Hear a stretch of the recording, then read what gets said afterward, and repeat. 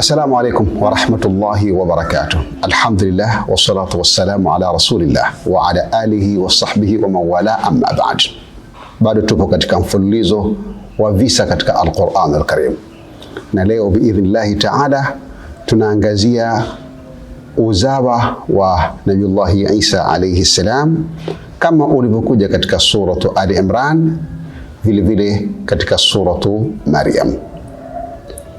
Al-Quranul Karim, hakuna sura iliyoitwa kwa jina la mwanamke isipokuwa suratu Maryam.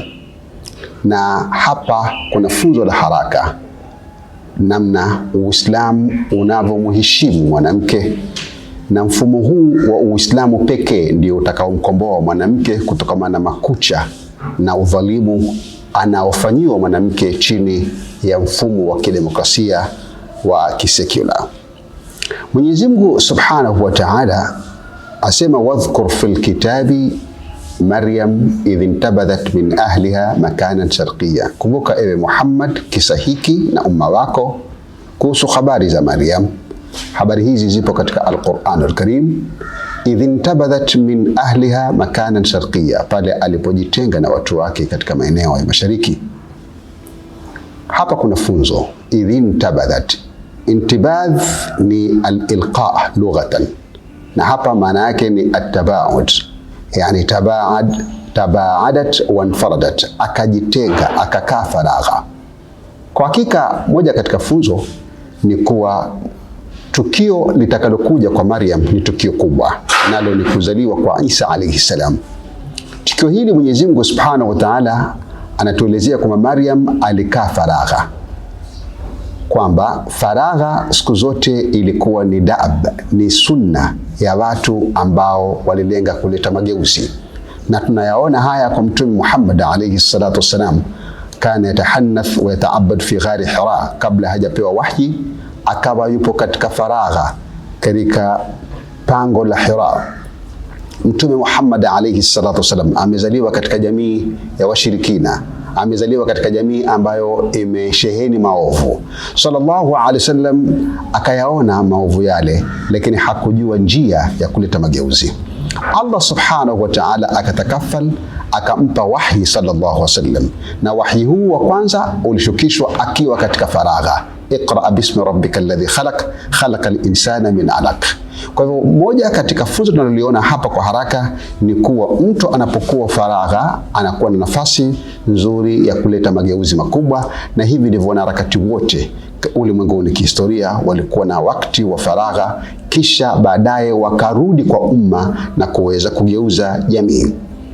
Mwenyezi Mungu Subhanahu wa Ta'ala asema, fattakhadhat min dunihim min hijaban fa arsalna ilaiha ruhana fatamathala laha basharan sawiyya. Hapa Mwenyezi Mungu anasema kisha akachukua hijab, yani akajifanyia stara kati yake yeye Maryam na watu wake, na hapo ndipo Allah Subhanahu wa Ta'ala anasema, fa arsalna ilaiha ruhana fatamathala laha basharan sawiyya. Asema Mwenyezi Mungu tukamtuma Jibril ambaye alijimithilisha kuwa ni mwanadamu aliyekamilika. Hapa kuna mafunzo mawili. Funzo la kwanza, huku kujitenga, huku kuchukua hijab kwa watu wake, kwa pia kutumiwa kwa Jibril alayhi salam. Hapa kuna funzo. Funzo la kwanza ni kwamba mtu yoyote anayetaka kuleta mabadiliko lazima awe na wakati wa kumrudia Allah Subhanahu wa Ta'ala.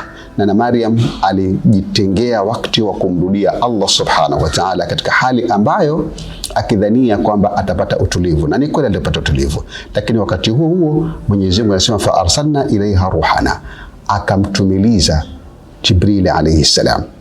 Lakini Jibril hakuja kwa sura yake, fatamathal laha basharan sawiyya, akaja kwa sura kibinadamu. Kwa nini?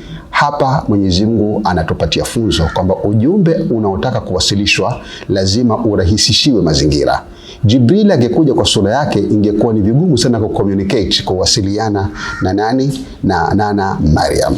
Lakini lillahi alhamdu, Mwenyezi Mungu Subhanahu wa Ta'ala akataka kuwasilisha ujumbe huu, akamtuma Jibril kwa sura ya binadamu ili ujumbe uweze kuwasilisha pasi na kikwazo. Hapa kuna funzo la duat.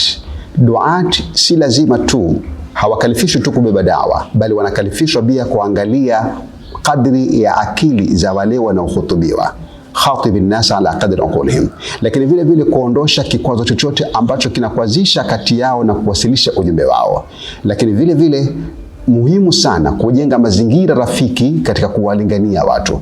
Na hii haina maana kujenga mazingira rafiki na kutumia uslubu mzuri eti ndio utakubaliwa katika dawa yako, lakini wewe ni kufanya dauri yako. Ama kukubali dawa na kutokubali dawa, hili ni jambo ambalo liko mikononi mwa Allah subhanahu wa ta'ala. Inshallah taala tutakomeka katika mafunzo kama haya matatu. Inshallah tutaendelea tena na kisa hiki cha Nana Maryam. Aqulu qawli hadha astaghfirullah li wa lakum fastaghfiruhu innahu huwal ghafurur rahim.